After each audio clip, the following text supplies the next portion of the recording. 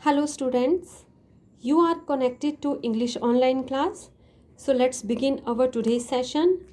We are continuing with the reading of lesson 1, 3 questions written by Leo Tolstoy.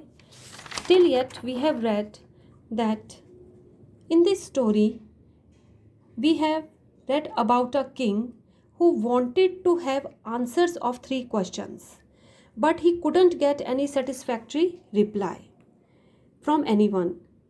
He consulted with very wise men to get the correct answer, but he failed. Then he decided to consult to a hermit. When the king went to the hermit in a guise of a simple man, the hermit was digging the ground. So the king put his questions in front of the hermit. The hermit listened to the king carefully but didn't answer. Then what happened?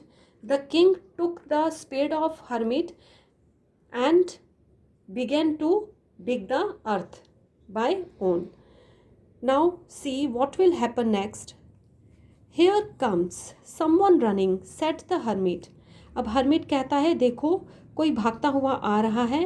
Let us see who it is. आओ देखें वह कौन है. The king turned around. अब राजा जो खुदाई कर रहा था, he was digging, तो वो मुड़ता है and saw a bearded man coming running out of the wood. और देखता है कि एक दाढ़ी वाला आदमी जंगल से भागता आ रहा था. The man held his hand pressed against the stomach and the blood was flowing from under them.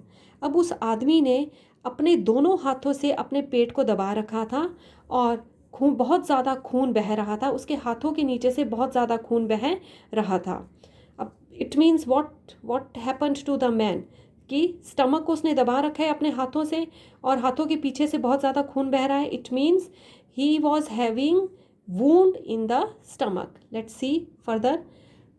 When he reached the king, he felt fainting on the ground, mourning feebly. अब जब वो पर्सन राजा के पास पहुंचता है ना, तो he felt fainting on the ground. वो लगभग ज़मीन पर गिर पड़ता है, बेहोश होने वाला था.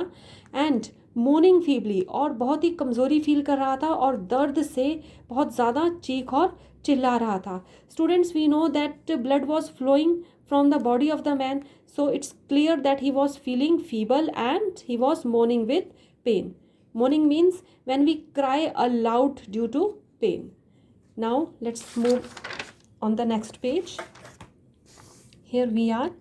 The king and the hermit unfastened the man's clothing. अब राजा ने और उस साधु ने क्या किया, उस आदमी के कपड़ों को अनफासन कर दिया, मीन्स अलग कर दिया उसकी बॉडी से. There was a large wound in his stomach. अब क्या देखा कि उस आदमी के स्टमक पर, उसके पेट पर बहुत गहरा घाव है. लार्ज वूंड, बेटा वूंड होती है जो जख्म, जो चोट हमें लग जाता है, जो जख्म हो जाता है. लार्ज मीन्स बहुत गहरा घाव था उसके स्टमक पर. The king washed it as best as he could. अब राजा ने जितनी अच्छी तरह से उसे साफ कर सकता था उस वूंड को किया. And bandaged it with his handkerchief and with a towel the hermit had. और अपने हैंकी से और जो हर्मिट के पास टॉवल था उससे बैंडेज बनाकर उसके पेट पर बांध दिया. Next. But the blood would not stop flowing. लेकिन जो खून जो था वो बहना रुक ही नहीं रहा था.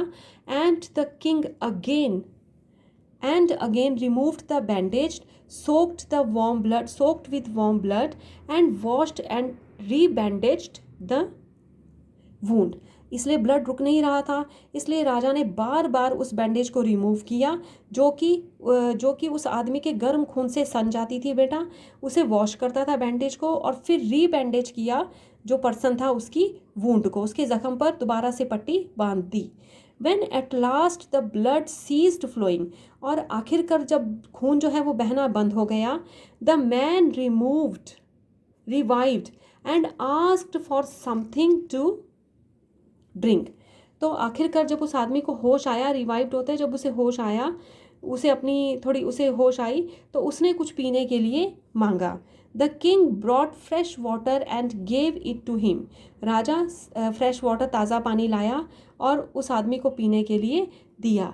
मीनवाइल इस दौरान द सन हैड सेट, सूरज डूब गया था, and it had become cool, और जब सूरज डूब जाता है बेटा तो मौसम जो है थोड़ा सर्द हो जाता है, कूल हो जाता है. So the king when with the hermits help carried the wounded man into the हट.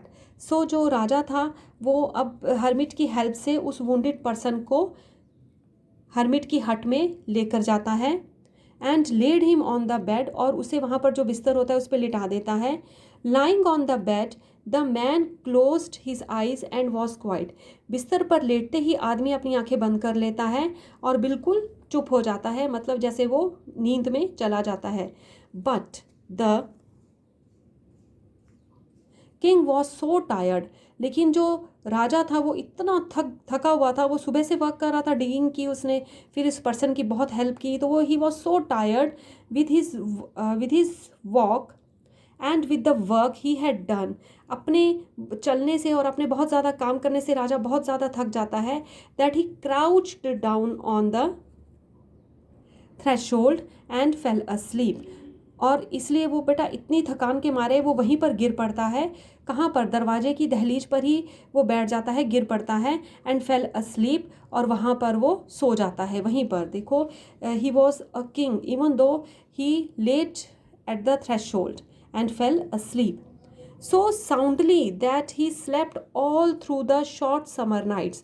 और उसे इतनी अच्छी नींद आती है जितनी उसे जो गर्मी की रातें थी, जो गर्मी की रातें हैं उनमें भी नहीं आई होगी.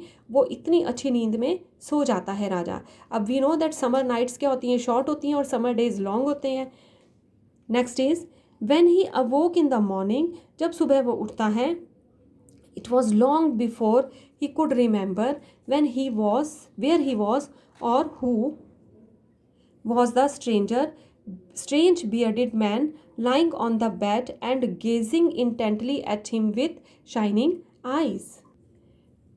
जब राजा सुबह उठा तो बहुत देरी से उसे याद आया कि वो वेयर ही वॉज, वो कहाँ था, and who was the strange bearded man lying on the bed.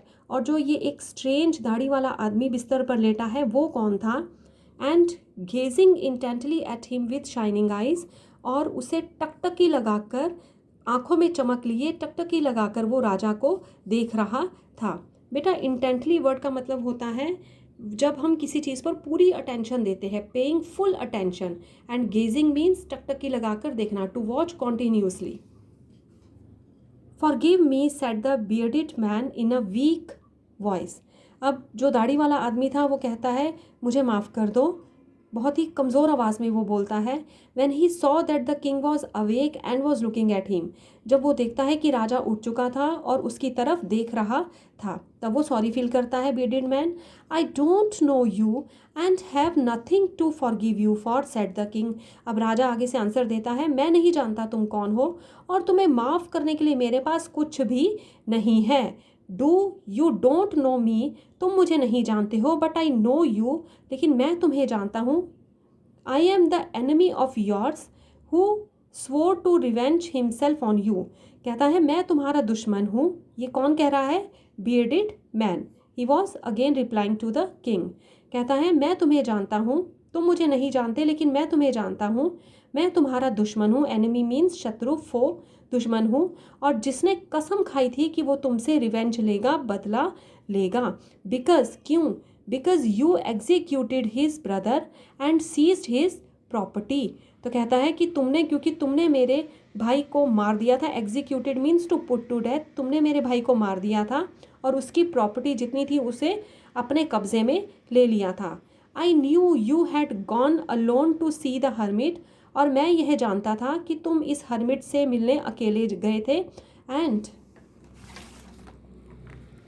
I resolved to kill you on your way back. और मैंने ये निश्चय, रिजॉल्व होता है बेटा फैसला करना, निश्चय करना, कि तुम्हारी वापसी पर मैं तुम्हें मार दूंगा. But the day passed and you didn't return. पर जब पूरा दिन बीत गया और तुम नहीं आए, so I came out from my ambush. इसीलिए मैं अपने एम्बुश से बाहर आया, टू फाइंड यू, तुम्हें ढूंढने के लिए। बेटा एम्बुश होता है हाइडिंग प्लेस, जहाँ पर कोई छिप जाता है। Ambush means hiding place. To find you, तुम्हें पाने के लिए, ढूंढने के लिए means. And I came upon your bodyguards and they recognised me and wounded me. और कहता है तब मैं तुम्हारे बॉडीगार्ड से मेरा सामना हो गया और उन्होंने मुझे पहचान लिया। रिकॉग्नाइज्ड होता है पहचानना, एंड वुंडेड मी, और मुझे चोट पहुंचा दी, मुझे जख्मी कर दिया। आई एस्केप्ड फ्रॉम देम, मैं उनसे बच गया था। But should have bled to death, लेकिन मेरा इतना खून बह गया था कि जैसे मैं मर ही जाऊंगा। Had you not dressed my wounds, लेकिन मेरा इतना खून बह गया था, ऑफकोर्स कि बहुत खून बह गया था कि वो मर भी सकता था। लेकिन कहता है अगर तुमने मेरे जख्मों पर ड्रेसिंग नहीं की होती, उनमें बैंडेज नहीं बांधा होता, तो अब तक तो मैं मर ही चुका था। I wished to kill you, मैं तुम्हें मारना चाहता था। And you have saved my life, लेकिन तुमने मेरी ज़िंदगी बचा ली। Now if I live, and if you wish it, I will serve you as your most faithful slave. कहता है लेकिन अगर, if means अगर, I live मैं जीता हूँ और तुम्हें ऐसा चाहते हो, तो मैं सारी ज़िंदगी तुम्हारे सबसे फेथफुल, सबसे ईमानदार नौकर के रूप में काम करूँगा। अब देखिए बेटा उसने क्यों कहा नाउ इफ़ आई लिव। उसने ये इसलिए कहा इफ़ आई लिव कि अब राजा, the king came to know कि जो द बीडेड मैन था वो मेरा दुश्मन है, माई एनिमी है, वो मार भी सकता है उस दुश्मन को, ठीक है ना।